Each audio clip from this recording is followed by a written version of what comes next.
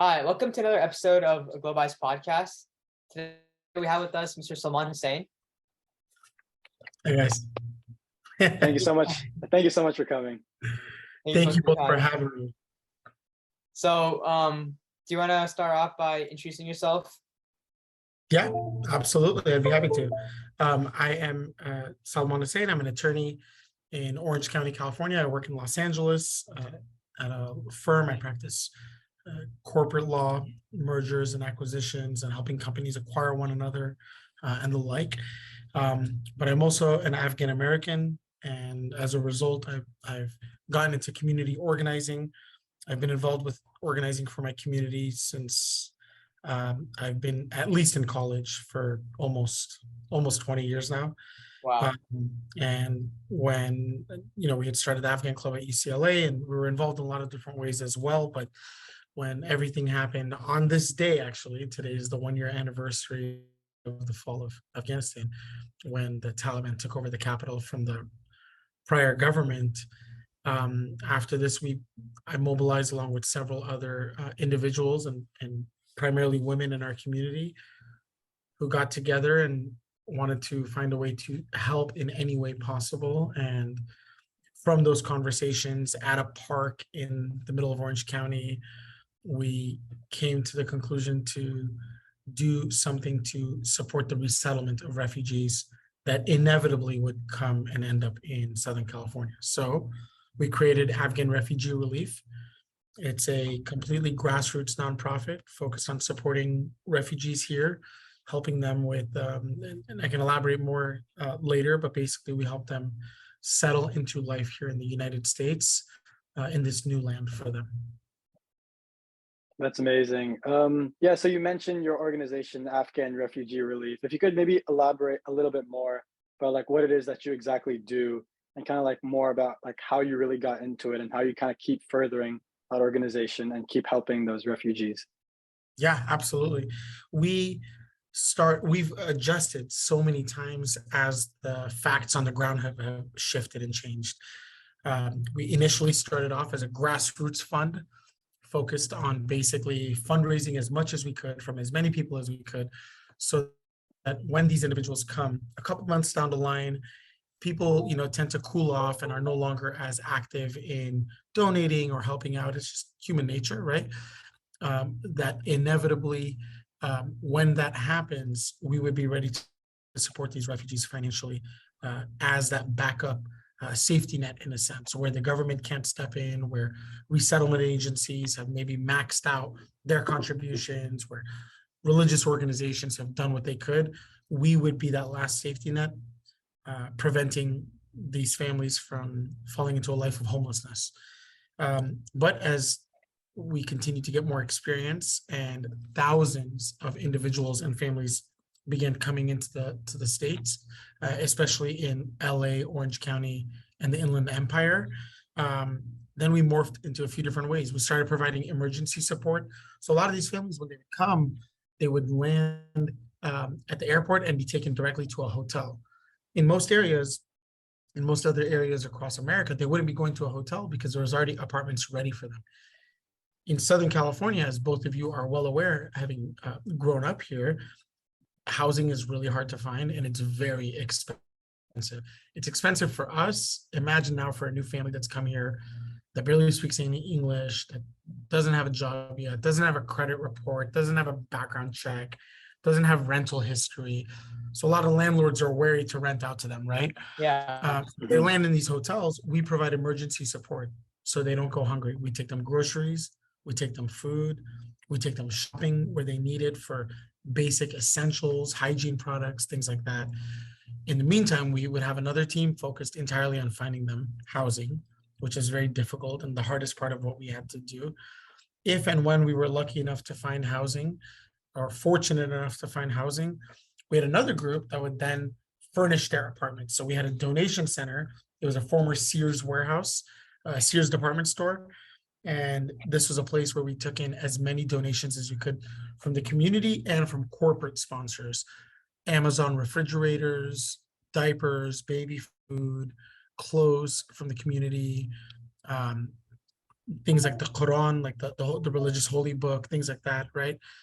Anything and everything you can imagine, furniture, bikes, computers that were donated, and we would donate that. Families would set up appointments and they would come and pick that up from us on the weekends.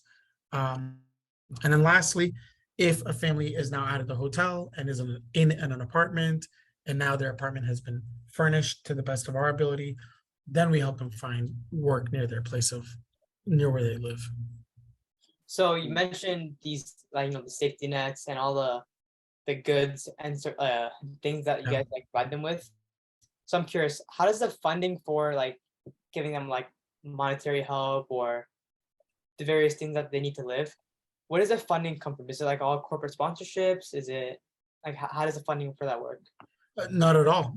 It's almost entirely grassroots, dollar to dollar, people donating out of their goodwill and out of their own pockets.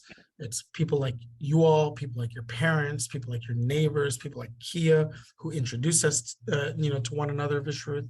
A lot of people were devastated by what happened in Afghanistan, and not just Afghans. A lot of Americans felt a great sense of grief, shame, sorrow, responsibility over not only the failed experiment that was this democracy or this attempt at democracy, but also the way we left overnight and didn't even give a hint or notice to our partners, the Afghan National Army, the police, the government, anything. They woke up the next morning and everyone was gone, right? It was ripe for the picking for the Taliban to come in and take over that country. Because of that, a lot of Americans stepped up and wanted to help out and donate financially, donate their time, people that rolled up their sleeves and decided to get to work and still work with us. A lot of our volunteers are non-Afghans that are supporting. But you want to affect change, you want to scale things, you also tap into corporate sponsorships. And we have one individual on our team in particular, Saman is her name. She's a Dr. Saman Hamidi Azar. She basically focuses almost entirely, among many other things that she does, on getting us corporate sponsorships. She's the one that got us several hundred Amazon refrigerators, several hundred Google cell phones, Google Pixel phones, diapers, laptops recently. So in getting that and scaling it, what to you and I would be incredibly difficult and expensive, for Amazon, it's not even a drop in the bucket, right? So it works out. So from what it sounds like, it's like a pretty big operation as far as like your different teams getting stuff done, and then the actual like refugees here. I was just curious, do you have like a ballpark about how many how like volunteers are going into this, or how many actual like refugees are like here in Southern California in our communities?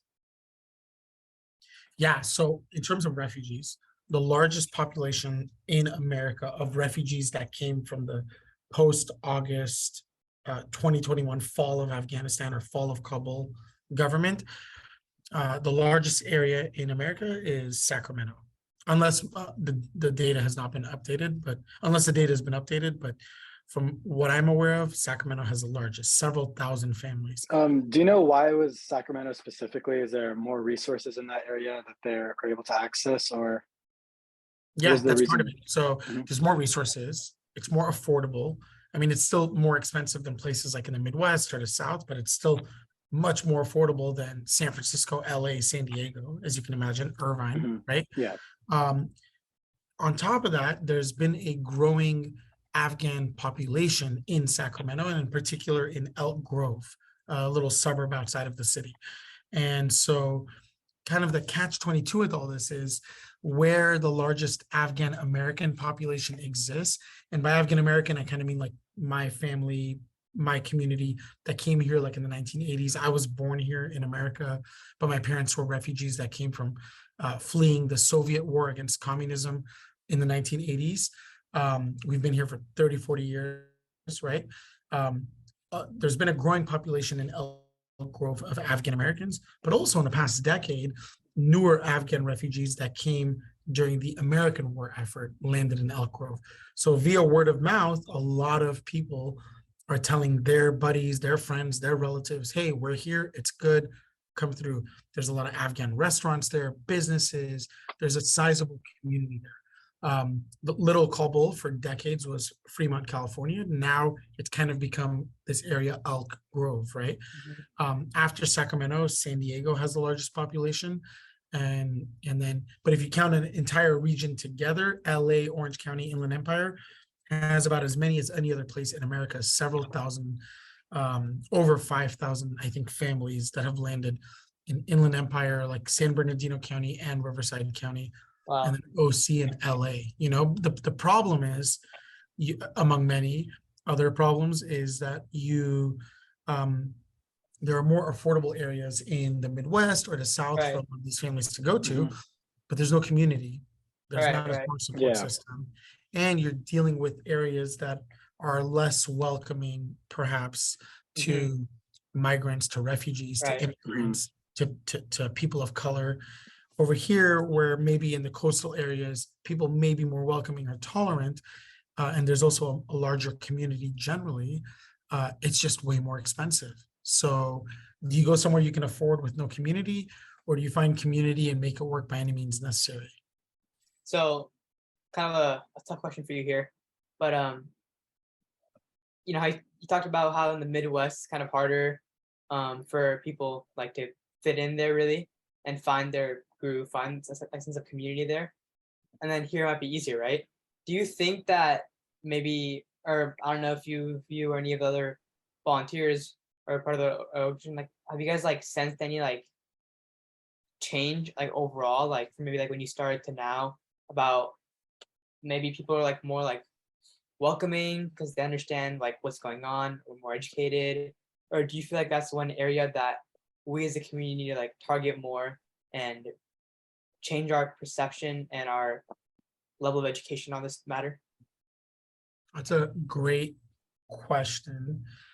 And reflecting on what you've asked, I would say this. I think humans are fickle creatures. We're very forgetful creatures. Yep. When something is no longer in the news, when there's a new flavor of the month issue to turn to, we forget that that other issue exists, or is still going on, or is still as bad as we thought it was, right? There was an outpouring of support across America in August of 2021 and going into September, and maybe even going into October, right? But as soon as time passed a little bit, as soon as Ukraine started to pop up, people forgot about the issue in Afghanistan, or they thought it was resolved, or they thought it wasn't as important, right? Right. You have cases in Germany of refugee housing that Afghans have been placed in, where they are being forcibly evicted to make room for Ukrainian refugees. And Right. it's turned into, here in the States too, a lot of the focus has gone to Ukraine, as it rightfully should. So I want to be clear that any crisis, any refugee crisis, is in many ways the same, right? Right. They should all be treated the same and equally. What we're seeing is that these refugees are not being treated the same. Got it. Afghans have wanted to pass an Afghan Adjustment Act for actually the entire past year. And what that basically means, without getting too much into the weeds, is it would grant permanent legal status to these refugees that have come here. Because a lot of these refugees that have come here are humanitarian parolees. And what that means is after 2 years, they can technically get deported back to Afghanistan. So now that they're here, it doesn't mean that they are welcome to stay here forever, right? Right. If they apply and they get rejected or whatever, they're technically on parole, right? In terms of their legal status, they can get shipped back to Afghanistan, where the Taliban still rule and run rampant, right? We have tried for over a year now to pass an Afghan Adjustment Act. We have failed. We tried to tack it onto a Ukrainian Adjustment Act in Congress, and we're not able to do so. For perspective, the Ukrainian Adjustment Act passed, I believe, last May. Got it. The Ukrainian crisis is a much more recent, newer crisis to take place. Yeah. Mhm. And that passed within a month of advocacy and lobbying, and we're now entering a year. And the Afghan Adjustment Act only just recently, I mean, literally in the past week, entered Congress, was introduced in Congress to get passed by the House and the Senate. So Yeah, you mentioned like there being multiple like refugee crises. Why do you think sometimes one is given more importance than the other, and oftentimes like the other one is kind of just like pushed under the rug and kind of forgotten about after a while? That is, I mean, these are really the questions that we all kind of grapple with. There's an easy answer you can say, the flash in the pan answer of like, oh, it's just racism. It's not that Mhm. it's just racism, though I'm sure that does play a factor into it. right, When you're dealing with countries that are at perpetual war or have been at war for a very long time, like Afghanistan, it's a lot easier to think that those people are used to it, or that that's what you get. I mean, that's inevitable, that Mhm. war is just a part of the society in Afghanistan or in the Middle East or in Africa, right? Mhm. Even though that's not the case and it's not fair, right? right, When you come with a place like Ukraine, which is a much more, for example, developed country, there's a stronger economy. People are dressed more Western. They're wearing more mhm, dress shirts and clothes that people can relate to, and they also look like you, right? It's a white country, right?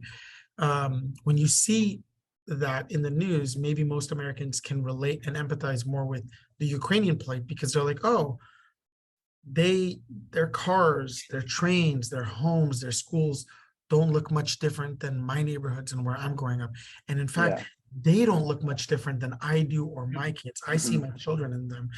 Whereas when you're talking about this area in the Middle East or in Central Asia, where Afghan people are more brown skinned or darker or look different and have different cultures and customs and practice different religions, it's a lot easier to otherize them and exoticize them. And it's almost a construct of Orientalism where when you see people as other, it's easier to dehumanize them as a right, result. right, Yeah. right. Yep. Mhm. No, that was a great response. And personally, like as a person of like color, like I really like hear like what you're saying. Which also brings me to like our like main point here. On this podcast, we're trying to focus on how Yeah. can we like as a community affect change, and also how can this community push for like legislative and governmental action. So like you said, there's many factors, right? Like if I got you correctly, it's part of it is based on race, part of it is based on education level, like misconception about maybe it's solved, stuff like that, and not being aware. And like you're saying, the harsh reality of it is for most people, this isn't like on their mind, or like this isn't like on their radar. So another I've tough, got a question for you based on that, actually. yeah, So, number one, I'd love to learn more about both of your backgrounds. Tell me more about yourselves, right? But mhm, number two, because this story about Afghanistan has been out of the media for a long time, for many months now, even though the crisis continues. Why do you guys care? What has you guys interested in it? So, would love to hear your kind of your backgrounds and your why as well. yeah. So do you want to go first? Yeah. Okay. So I'm also being a person of color. I'm a Muslim American here.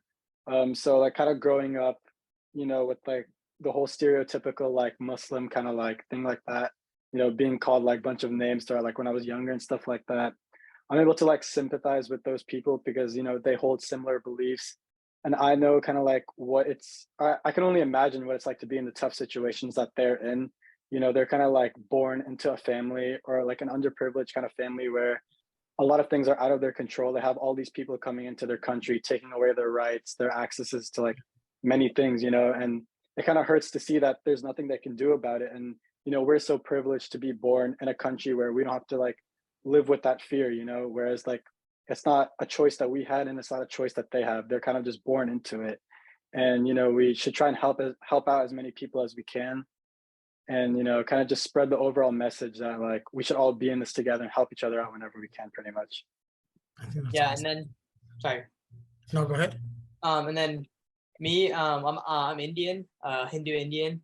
So not only the same like Muslim connection that Harun has, but some of my like best like Harun like some of my other best friends are like Muslim, and being from India where like Islam's like a big thing, I'm like really like aware about it. Yeah. In my city in India, Hyderabad, it's actually a very like big like Muslim location. And I was actually born in India too, so even though I moved here when I was young, like technically like I'm an immigrant, and sort of like my parents and stuff. Were you So born in Hyderabad? yeah. Okay. So I guess in that way I also like, although like I feel like I've been here since I was like 1.5. So like but like somewhere like just like the part that like I wasn't really born here, and like to some extent like I don't fully fit in here. And for me it's very mild because I'm very privileged to like been brought up here, like live in a nice family, a nice area and all that. But I know like many people don't share that same luxury. And also like what you were saying about like it has been out of the news. But I think for us, like kind of on this podcast, we're trying to uncover the things that people are not so focused or keen about. Like I mean, I feel like everyone knows like the big headlines, like everyone knows there's a new COVID variant, or you know, like this and that. But I feel like some things they're like short-term headlines. They come up here, they go away there, and I feel like also like people know about like this new COVID variant because it affects them directly. But I think that like as a whole, like society, we don't care about things that don't affect us like directly, and that's one of the things that we're trying to like make even like a small bit of change here is get the level of awareness up, and um, really like understand like what's going on in our community. Because before I was talking about it with Kia, my neighbor, I didn't even know that this like program was a big thing, and Yeah. was even around actually. And I was surprised that like my neighbor who Kia's like a very great person and all. He had like some like he was like housing some refugees. He's helping them out. I remember like one time he asked me for a spare charger, and I was like, "Oh yeah, sure." Like you just break or whatever. He was like, "No, it's for the, you know, them." So yeah, so like kind of it's wild that like so many things are going on here that we don't know about. And with my access to Kia and the next door, that's kind of how I found out more about this and wanted to uncover what's really going on that we don't see very much. Yeah, I think that's amazing. How old are you guys? We're 17. Both of 17. you? Yeah. Wow, that's what you guys are doing. Bishrit, I know I've said this to you on the phone as well, but it's incredible to do this at any age, let alone to be doing it at your age, not only in terms of the technical prowess required to do something like this, but also the empathy required to think of having conversations like this with people that are perhaps from different backgrounds than yours or do different work than yours and shed light on that. So God bless you all and keep up the amazing work, Thank you. Especially Thank you too. Like, you're Yeah. out there and like, Yeah. like helping some people Mm. out, So I feel like Yeah. it's only right that like we uncover the work that you and other people are doing. Yeah. We have something in Farsi. It's a cliche, but it's a common expression. "Khatra khatra darya mesha," and it means drop by drop, a river is formed. And so the way we approach this work is every person has to do their bit, their part, whatever that part is, whether it's picking up furniture, whether it's fundraising, whether it's amplifying voices, as you both are doing, right? Everyone doing their part is their khatra, it's their water drop, right? But together, if we all bring together our skill set, our passions, our time, that's how we form this river of prosperity. I love that. I love that. That's amazing. Yeah. That honestly, that brings me to my main question to you here. Mhm. So, like you said, as a community, drop by drop, we all gotta like do our part and make our society and community better for everyone. Like whichever stream they flow from. If there was one thing that you could, to people like listening, watching, or like fewer, many they may be, what do you think from all your work and your experience? What do you think would best benefit the situation in terms of what can everyday people like us do? What do we need to change? What do we need to improve? What do we need to understand about this whole situation to make the lives of these Afghan refugees better, and also our society's like cohesiveness and culture as a whole? That's a great question. And you would think by now I'd have the very clear, direct answer. And I wish I did, but I'll say it from 3 different perspectives. Okay. From a legal perspective, the most important thing is to make sure that these people can stay here legally and safely and not at risk of or with fear of deportation Mhm. and being sent back to Afghanistan, because it's incredibly risky and dangerous for them to go back. Right. Having been known to have come to the United States or tried to seek asylum and go back, we don't know how the Taliban will function. At the end of the day, they are an extremist fundamentalist group that is, despotic and autocratic and jails people and also kills people that either ally with the West or that don't agree with their views. So the number one thing is to pass the Afghan Adjustment Act. And that means calling your congressperson, your local representative, your state senator, and pushing them to pass the Afghan Adjustment Act. Right. Separate from that, the next most important thing is donating your time and your money. If you have the time, these families could use help with learning English. They could use support with finding work. They could use help with learning the public transportation system in their respective city, something that might take us a few minutes to figure out, even if it's not the town that we grew up in, even if we're not familiar with the bus system, just looking at a map and being able to teach them this, it'll save them a lot of time, headache, and hassle, right? Yeah. But if time is of the essence and you're not able to devote your time because you're busy, donate money. If you are blessed or privileged with the means to live comfortably, give some of that to others.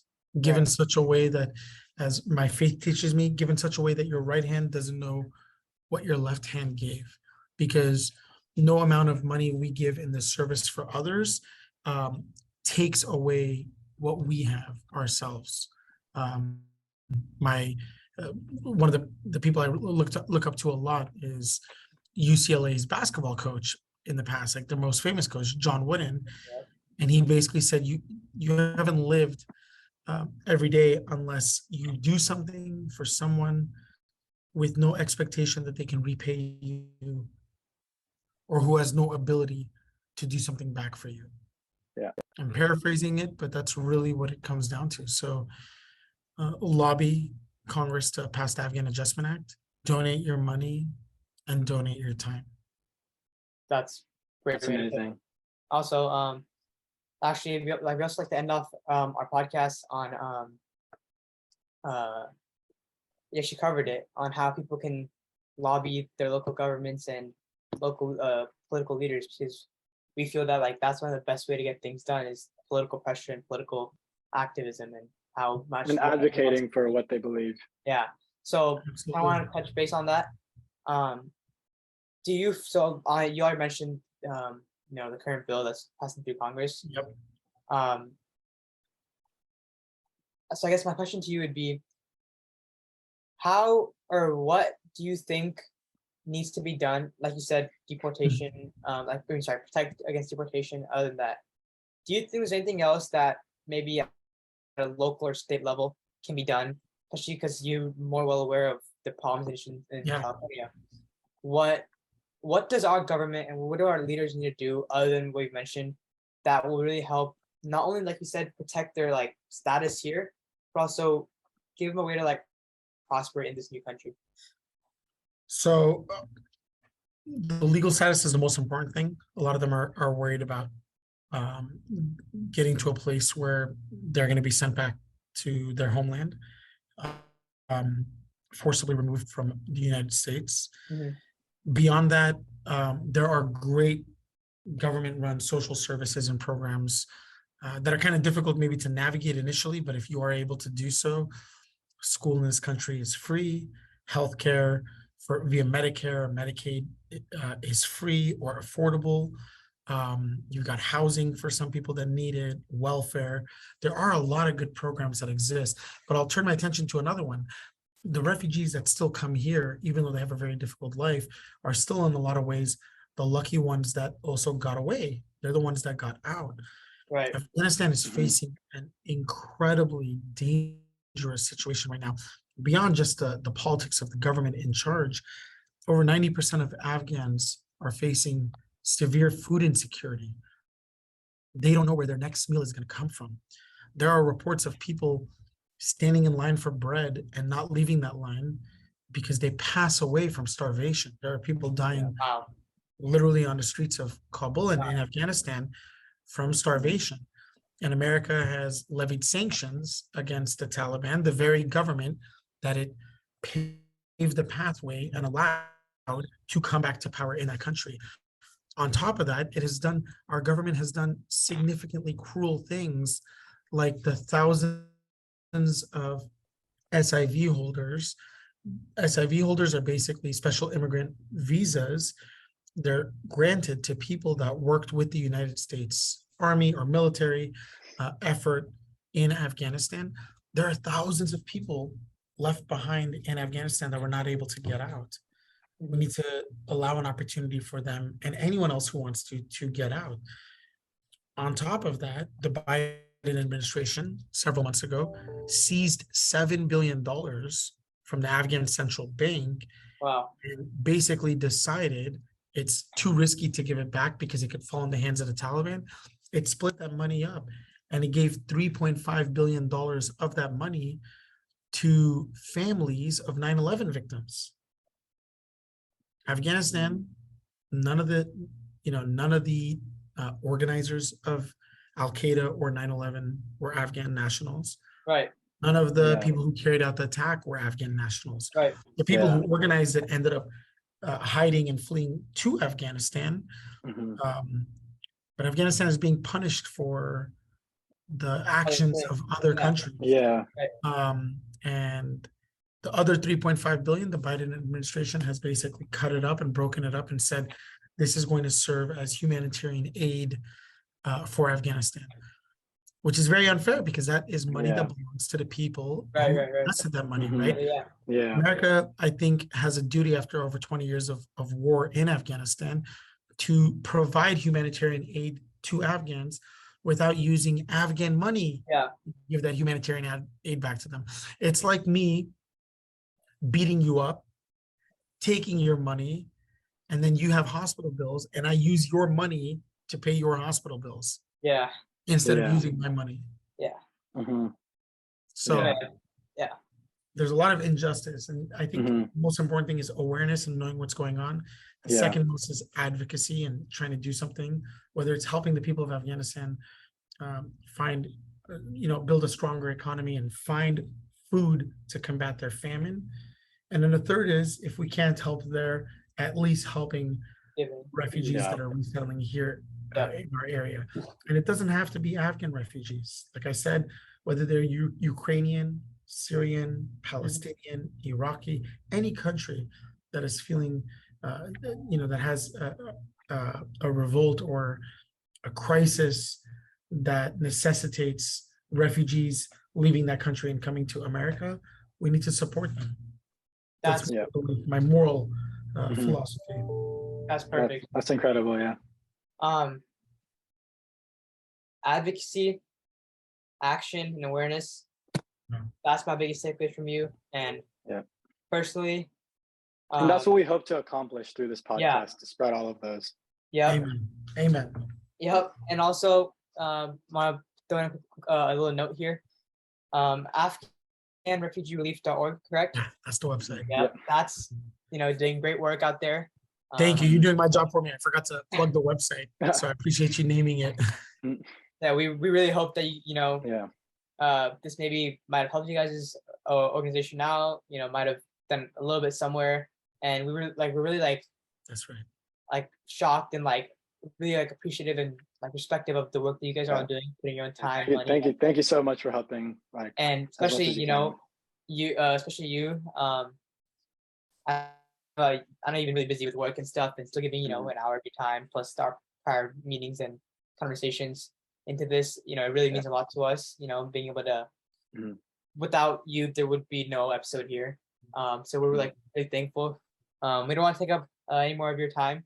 You are doing amazing work. I appreciate you for having an interest and curiosity in not only this topic, but other topics of great import that impact our world affairs and also our daily lives. I think, as silly as it is, it's that line of thinking globally and acting locally. Like if you do have the comfort, the technical know-how, the courage to have these kinds of conversations, that is part of your contribution and your gift to this world. Don't dim your light. Don't ever stop. And as you continue to do things like this, you're only going to grow, you're going to get better, and you'll be better advocates on the side of justice and righteousness in this world where there's so much harm taking place, so much wrong, so much injustice, but also so many cases of people stepping up to help out and do the right thing. People like Kia, people like you, Vishnu, people like you, Harun, and people that volunteer like with our organization, Afghan Refugee Relief. So keep up the great work, and thank you. Thank you so much for your time. Thank you so much. We got a lot from you. We hope other people do. Thanks. Thank you so much. Thank you so much. See you guys.